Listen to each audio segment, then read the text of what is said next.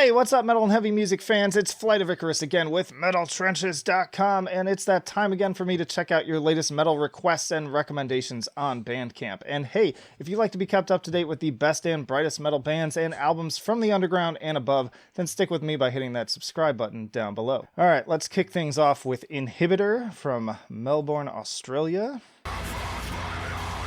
Oh, we got okay, here we go. Kicking it in high gear. I was wondering if we were going to have kind of a trader situation here with the slower. Oh yeah, heavy. Listen to those blasts. Good vocals. Kind of Thy Art Is Murder kind of vibes. That's the main thing I'm getting here. Like that cover. A nice little groove there. Lots of atmosphere. A little bit of like Shadow of Intent too. Yeah, that was Loathing. This is Berserker. Ooh, nice little drum kickoff there. Good vocals, some variety. Always important, especially for deathcore. Need those lows, those highs, everything in between. I like that riff. This little beat down drum parts there.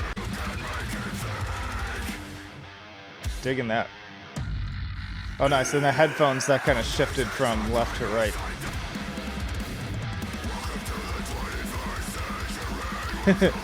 Very deathcore lyrics and vocals for sure. Yeah, great stuff. Again, this is Inhibitor with Abhorrence. Check them out. All right, then we're going to check out whatever this translates to. The album's called Ankoku. Looking harsh grinding trio from Malaysia. Getting more and more, especially grind, but just metal in general out of Malaysia. It's been kind of cool to see that scene kind of grow and thrive. A very, very raw production. This is like the Malaysian sound, I would even say. And like also, like when I get bands from Indonesia, they have kind of a similar approach too. So connections to sort of the Japanese grindcore scene. Yeah, a little rough for me, but there's definitely an audience for this. So if you're out there, let me know in the comments, like, if you eat this stuff up, why? I mean, everything comes with time. I didn't even really like black metal initially, and it took me a long time to get into that. So I could see something like this becoming an acquired taste. This is definitely the black coffee of metal.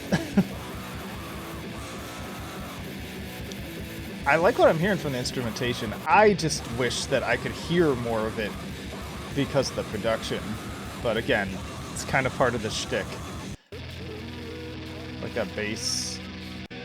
And just super aggressive. All these tracks, obviously, like a minute or less.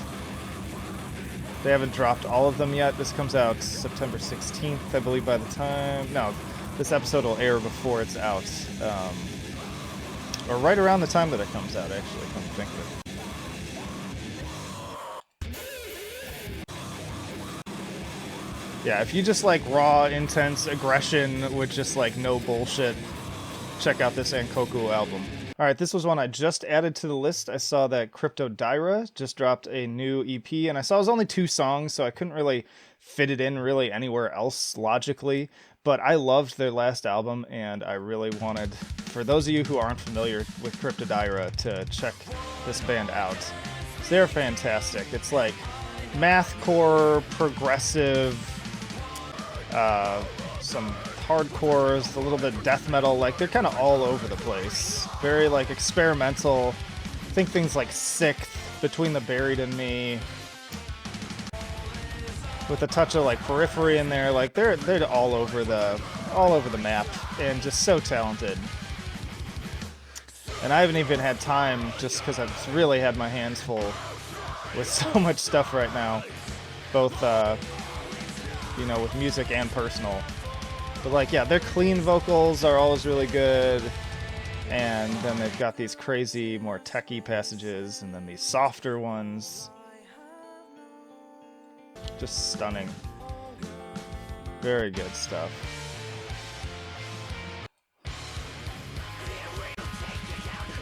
Yeah, and then they kick off these much heavier, like that. That's a very Between the Buried and Me, like early Between the Buried and Me, Silent Circus era sounding stuff, or Alaska.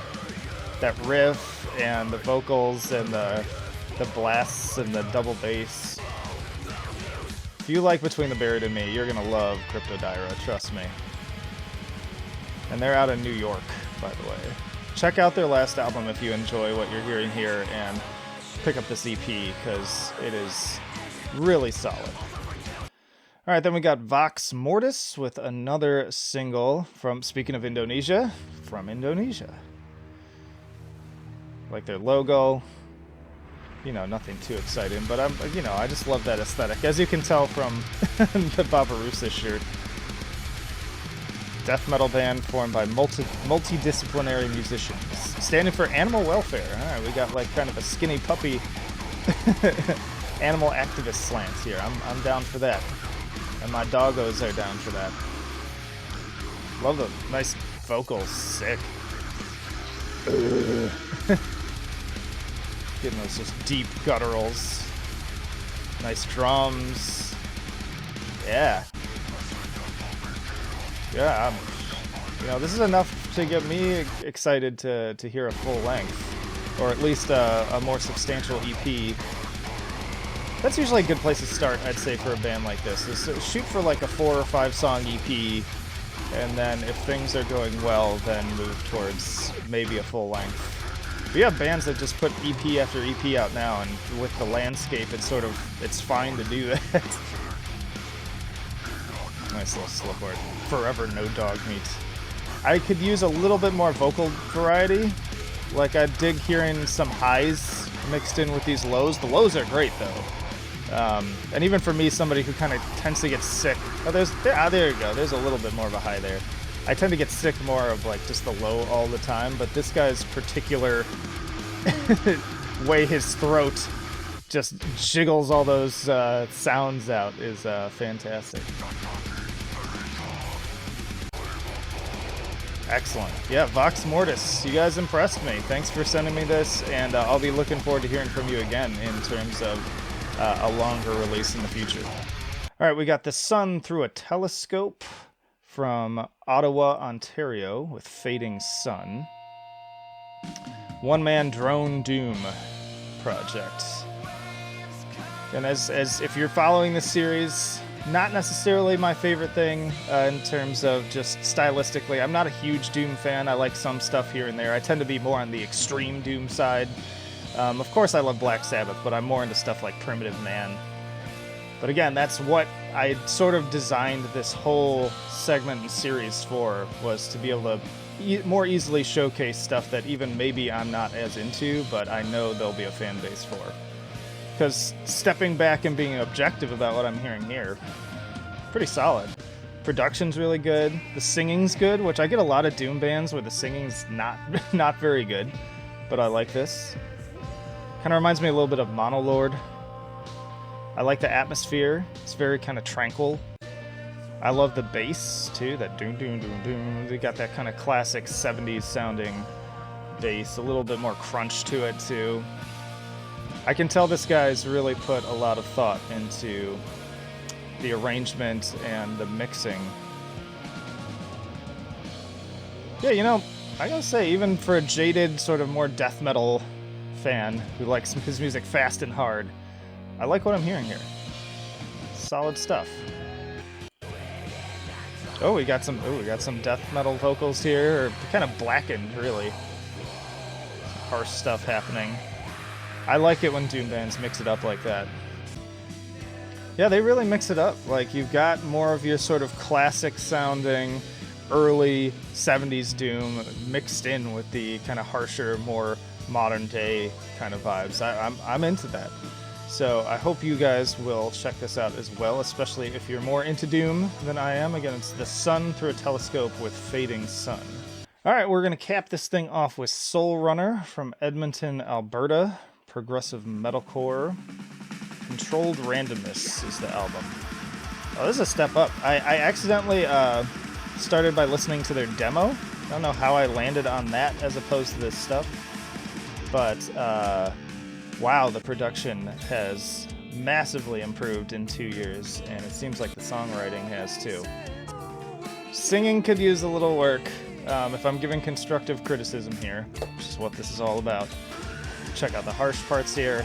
Like this guitar. Guitar's a little bit too forward in the mix, I would say. I'm gonna pull that back a little bit, maybe put a little bit more of a, kind of dampen it out a little bit. I suck when it comes to, like, I'm no professional, like, producer or mixer, so I'm gonna use very unprofessional terms to talk about this, but the guitar just sounds like too up there. It's like the difference between hearing a guitar in a recording versus hearing a guitar, like, played through an amp right next to you. It's too much of the latter. Okay, see, like, here it sounds more balanced to me. But when it's so the palm mutes are good, but when it's playing the lead notes, we're having some issues. I really like this cover for this Ghost Car single down here. Kind of wish they'd use that for the album art. This is a little bit more interesting than this. I do like that title, though, Controlled Randomness. Yeah, see, again, the guitar is, like, too loud there. Yeah, there's a foundation here, for sure. This, yeah, the progressive side reminds me a little bit of what Neck of the Woods did this year, which isn't really a fair comparison, because that's one of my favorite metalcore albums of the year so far, and it just did it so well. But Soul Runner, if you haven't heard that Neck of the Woods album, I feel like you all are kind of trying to do similar things, and if you want to hear, like, how other bands are mixing this same style of music, check out that album.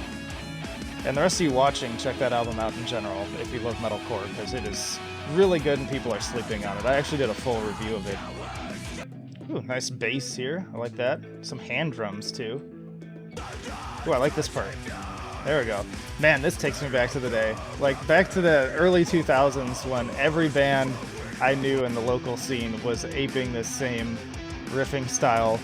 But there aren't as many bands doing it now, so it's like as good a time as any if you like that sound to go out and do it. I like the kind of positive sound of this track. Yeah, I think that's enough of this one. So that's Soul Runner with Controlled Randomness. Give them a listen. Alright, y'all, I think that's plenty for this episode, but let me know down in the comments which one was your favorite, and especially if you ended up buying any of them. I really love hearing that. Just the idea that somebody watched this episode and it inspired them to spend their hard-earned money on these bands that absolutely deserve it and don't get enough attention. That's truly what these episodes are about. But hey, stick around because I got a whole series. I'll leave a link to the playlist for these best of BANDCAMP episodes. And then there's also album reviews, tier lists, the interviews on the podcast. Like, you name it, there's something for you to enjoy here. So plenty of reason to subscribe once more if you haven't already. Also in the description, you can find links to our social media, the email newsletter, and our Patreon and Subscribe Star. I implore you to consider supporting us. Even just $1 a month makes a huge difference in helping me cover overhead costs and continue to make this a viable thing that I can do on a daily basis. But that'll do it for now. Flight of Icarus signing off. I will see you in the trenches.